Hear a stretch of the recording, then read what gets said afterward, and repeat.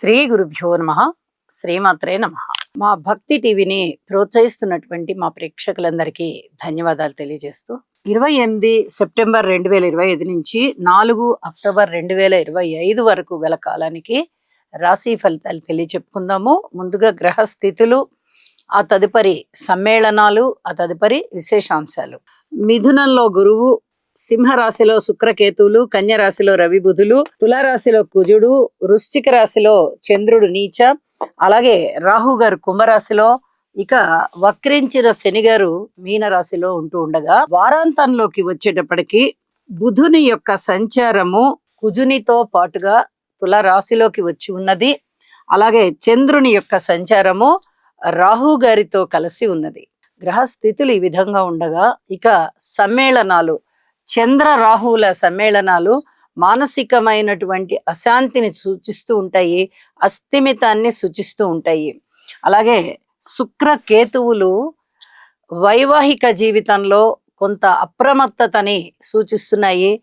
అలాగే అన్యోన్యత, ఏ విధమైన అన్యోన్యత ఏ బంధువర్గానికి ఉన్నా కూడా కొన్ని రకాలైనటువంటి జాగ్రత్తలు తీసుకోవాల్సిన పరిస్థితి కనిపిస్తూ ఉంది. అలాగే బుధ కుజుల యొక్క స్థితి ఐటీ కంపెనీ వాళ్ళకి చాలా బాగా రాణించే విధంగా, ఆ కంపెనీలో పనిచేసే ఉద్యోగస్తులకు కానీ, ఆ కంపెనీ అధినేతలకి కానీ, ఈ సాఫ్ట్వేర్ సర్వీసెస్ చేసే వాళ్ళకి, ఎలక్ట్రిక్ అండ్ ఎలక్ట్రానిక్స్ వాటికి సంబంధించినటువంటి ఉద్యోగస్తులకి, వ్యాపారస్తులకి, విద్యార్థులకి ఇత్యాది వారందరికీ కూడా చాలా చాలా మంచి చేస్తుంది. అలాగే గురువు గారి యొక్క దృష్టి కూడా పడుతూ ఉన్న కారణం చేత ఈ రంగంలోని వారు చాలా చక్కటి అభివృద్ధి చెందుతారు అని చెప్పి తెలియచెప్పచ్చు. అలాగే గురువు గారి దృష్టి చంద్ర రాహువుల మీద కూడా ఉంటూ ఉన్న కారణం చేత మానసికమైనటువంటి అస్థిమితత్వము, అశాంతి ఎంతగా ఉంటుందో ఒక్కొక్కసారి వారికి వారే మానసిక బలాన్ని తెచ్చుకునేటటువంటి మనో సంకల్పము లేదా ఆ దృఢత్వము కూడా వారికి వారే ఏర్పాటు చేసుకోగలుగుతారు. లేదా ఎవరైనా స్నేహితుల నుంచి కానీ, పెద్దల నుంచి కానీ మంచి ప్రోత్సాహాన్ని అందిపుచ్చుకొని మానసిక దృఢత్వాన్ని పొందగలుగుతారు అని చెప్పి తెలియచేస్తూ ఉన్నాను. ఇక శుక్రకేతువుల యొక్క సప్తమ స్థాన దృష్టి రాహు చంద్రుల మీద పడుతూ ఉన్న కారణం చేత ఇక్కడ లలిత కళలలో కళాకారులకి చాలా బాగుంటుంది. లలిత కళలలో మీకు కొన్ని విజయావకాశాలు కనిపించేటటువంటి అవకాశం ఉంది అని చెప్పి తెలియచేస్తూ ఉన్నాను. అలాగే వ్యాపారాలు కూడా కొన్ని బాగుంటాయి కొంతమందికి. అవి ఎవరికి బాగుంటాయి అనేది ఆ రాసులకి విశేషాంశాలు చెప్తున్నప్పుడు చెప్తాను అని చెప్పి తెలియజేస్తూ ఉన్నాను. ఇక గ్రహ సమ్మేళనాలలో తరువాతిది రవి బుధుల యొక్క కలయిక. చక్కటి బుధాదిత్య యోగంతో బుధుడు ఉచ్చలో ఉంటూ అనేక రకాలైనటువంటి శుభ సంఘటనలని ఇస్తున్నారు. రవి బుధులు కలిసి ఉన్నప్పుడు, రవి గారు విడిగా బుధుడు విడిగా ఉన్నప్పుడు ఒక్కొక్కసారి ఒక్కొక్క రాశిలో మంచి ఫలితాలను ఇస్తారు, ఒక్కొక్కసారి ఇవ్వకపోతారు. కానీ కలిసి ఉన్నప్పుడు మటుకు అది యోగం అవుతుంది. కాబట్టి అలాగే బుధుని యొక్క స్థితి ఉచ్చలో ఉంది కాబట్టి చాలా అద్భుతమైనటువంటి యోగాలే ఉంటాయి. కానీ ఇక్కడ ఒక చిన్న గ్రహ విశేషం ఏంటంటే, శని గారి యొక్క సప్తమ దృష్టి రవి బుధుల మీద పడుతూ ఆరోగ్యానికి సంబంధించిన జాగ్రత్తలు తీసుకోవాలి అని చెప్పి సూచిస్తూ ఉన్నది.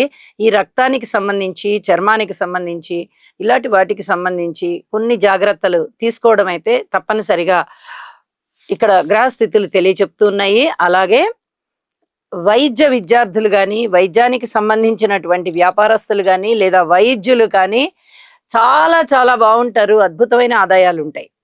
ఇక రాసుల్లోకి వెళ్దాం. తులారాశి. తులారాశి వారికి ఈ వారం రోజుల కాలాన్ని మనము వివరించుకోవాల్సి వచ్చినట్టయితే 4 గ్రహాల యొక్క ఉనికి చాలా బాగుంది అని చెప్పాలి. షష్ఠ స్థానంలో శని గారు బాగున్నారు, నవమ స్థానంలో గురువు గారు బాగున్నారు, ఏకాదశంలో శని కేతువులు బాగున్నారు. ఎప్పుడైతే 4 గ్రహాల యొక్క ఉనికి బాగుందో అప్పుడు చాలా బాగుంటుంది. దానికి తోడుగా శని గారి యొక్క స్థితి గాని, గురువు గారి యొక్క స్థితి గాని తులారాశికి చాలా చాలా అద్భుతంగా యోగిస్తూ ఉన్నాయి. అనుకోని విధంగా ధనం వస్తుంది, ఆదాయం పెరుగుతుంది, శత్రువుల యొక్క బాధలు తగ్గిపోతాయి, శత్రువులు నశిస్తారు అని చెప్పచ్చు. అంటే వాళ్ళ బలము తగ్గిపోవడము, బలహీనం అయిపోవడము, లేకపోతే వాళ్ళు మీ నుంచి దూరంగా వెళ్ళిపోవడము, ఇక ఎత్తులకి పై ఎత్తులు వేయడం సాధ్యపడకపోవడము, ఇలాంటివి ఏవైనా జరిగేటటువంటి అవకాశం ఉంది. మీరు చేపట్టిన ప్రతి పనిలోనూ విజయావకాశాలు ఉంటూ భగవంతుడు మీ యందే ఉన్నాడా అనిపించేటట్టుగా దైవానుగ్రహం ఉండడము, తండ్రి గారి యొక్క సహాయ సహకారాలు మీకు ఎక్కువగా ఉండడము, పిత్రార్జితాలు రావడము, దైవభక్తి పెరగడము, ఆరోగ్యం చాలా చాలా బాగుండడము, మీకు కీర్తి ప్రతిష్టలు పెరగడము, వాహన లాభం ఉండడము, ఉద్యోగ జీవితంలో కూడా చాలా చక్కటి సంతృప్తి ఉండడము, తీర్థయాత్రలు చేయడము, అనుకోని విధంగా లాభాలు ఆర్జించడము, ఇవన్నీ కూడా మీకు చాలా చాలా ఆనందాన్ని ఇస్తాయి. అలాగే ఏదైనా లలిత కళలకి సంబంధించినటువంటి ఆదాయ మార్గాలు ఉన్న వారికి చక్కటి ఆదాయం పెరుగుతుంది. ఇది చాలా చెప్పదగినటువంటి ముఖ్య సూచనగా తెలియచెప్తూ ఉన్నాను.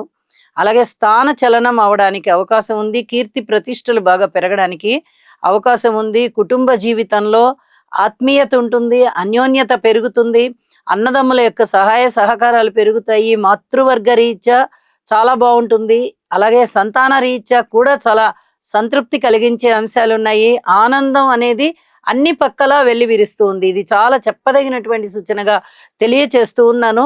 ఈ బంధువర్గం విషయంలో గాని, లేదా విద్యార్థుల విషయంలో గాని, మిత్రుల విషయంలో గాని మీరు ఎంతగా కోరుకుంటారో అంత చక్కటి ఫలితాలు వచ్చేటటువంటి అవకాశం ఉన్నది అని చెప్పి తెలియచేస్తూ ఉన్నాను. ఇక కార్మికులు, కర్షకులు, నేత పనివారు, చేతి వృత్తుల వారు ఇత్యాది వారందరికీ కూడా చాలా చక్కటి ఆదాయం ఉంది. మీ కష్టానికి తగినటువంటి లబ్ధి చేకూరుతోంది. వారాంతంలోకి వెళ్ళేటప్పటికి చంద్రుని యొక్క స్థితి పంచమ స్థానంలోకి వచ్చి అంతగా లాభించడం లేదు. అలాగే బుధుని యొక్క సంచారము రాశిలోకి వచ్చి కూడా అంతగా యోగించడం లేదు. అయితే నవగ్రహ స్తోత్ర పారాయణాలు చేసుకుంటూ లలిత అమ్మవారి యొక్క సహస్రనామ స్తోత్రము విడవకుండా చేయండి. చాలా చాలా అద్భుతమైన ఫలితాలు మీ సొంతం అని చెప్పి తెలియజేస్తూ, గురువు గారి యొక్క స్థితి సంచార విశేషం గాని, శని గారి యొక్క స్థితి సంచార విశేషం గాని, కేతువు గారి యొక్క స్థితి సంచార విశేషము గాని చాలా అద్భుతమైన ఫలితాలను ఇస్తున్నాయి. 3 పెద్ద గ్రహాల యొక్క అనుకూలత మీకు ఉన్నది అంటే అది అసలు మాటలైన విషయం కాదు. జీవితంలో మీరు ఏది సాధించాలి అనేటటువంటి ఒక మంచి జీవిత ఆశయం పెట్టుకున్నారో అది మీకు ఖచ్చితంగా వస్తుంది అని చెప్పి తెలియజేస్తున్నాను. శుభం.